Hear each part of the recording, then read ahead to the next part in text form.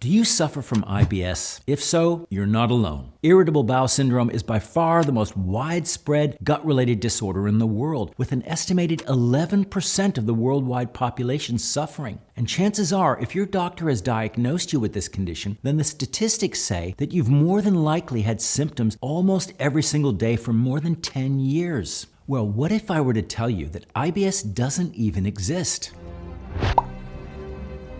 That's impossible. That's impossible.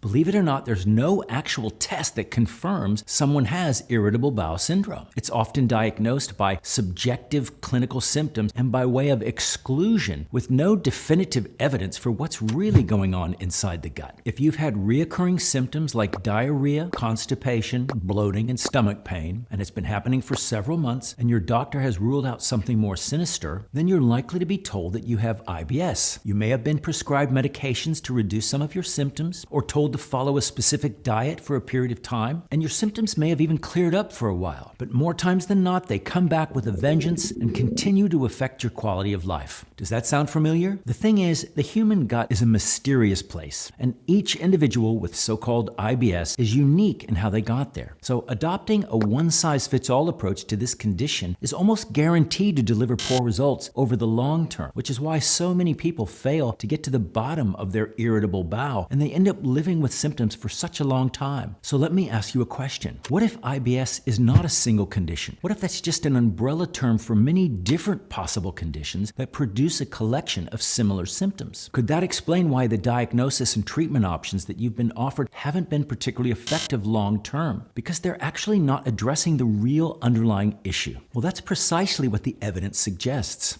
A study from 2011 looking at 303 patients with diarrhea-predominant IBS showed that 98% of them were actually found to have a different underlying diagnosis. And when that was treated appropriately, they saw fewer symptoms and their condition improved, much more than the conventional non-specific therapy. The studies have shown that with the right testing, it's possible to identify the real underlying causes of the IBS symptoms. And when these factors are addressed, people find that they often get resolution to their symptoms. So what are the real underlying factors that cause IBS symptoms? Well, there are quite a few, but we find they generally fit into one of three categories. The first category is functional imbalances. What do I mean by that? Well, I mean things that affect the functioning of the gut, such as not enough stomach acid or a lack of digestive enzymes to help break down the protein and carbs and fats from our meals. These enzymes are produced by the pancreas, and when they're in short supply, our digestion is compromised, and that can lead to symptoms lower down in the gut. Another common cause of IBS-like symptoms has to do with poor bile flow. Our liver makes bile to emulsify the fats in our food. What do I mean by emulsify? Well, soap can emulsify fat. If you cover your hands in olive oil and try and rinse it off under cold water, you're not going to get very far. But a little soap will cut through the oil and help get it off your hands. That's what bile does with the essential fats in your gut. It helps to break the fats down so you can absorb them. But bile needs to be thin and flowing freely to be effective. Depending on our consistent food choices or the health of our liver, we might not be making enough bile, or our bile can become thick and congested, and this can cause diarrhea, bloating, and stomach cramps. There can also be imbalances in our gut bacteria. Our digestive tract is home to an estimated 100 trillion microbes. We call this collection of bugs our microbiome, and it can weigh as much as 3 to 4 pounds. There are many different species, at least a couple of thousand, that inhabit the human gut. Some are good, some are bad, and some are downright ugly.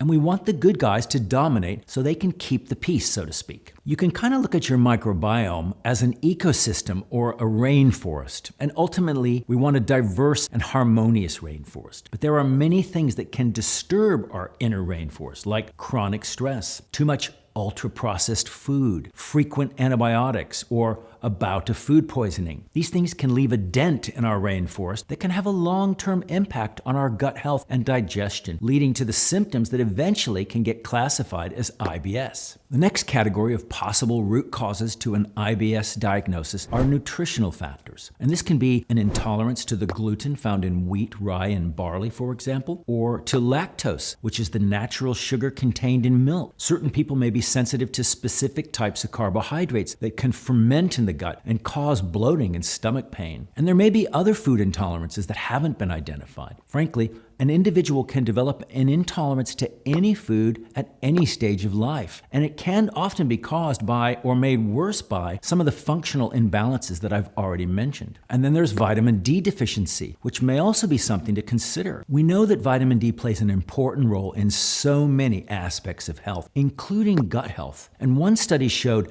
that people with IBS are much more likely to be deficient in vitamin D. And another study showed that IBS sufferers who received vitamin D supplements found a significantly greater improvement in their symptoms than those who received a placebo.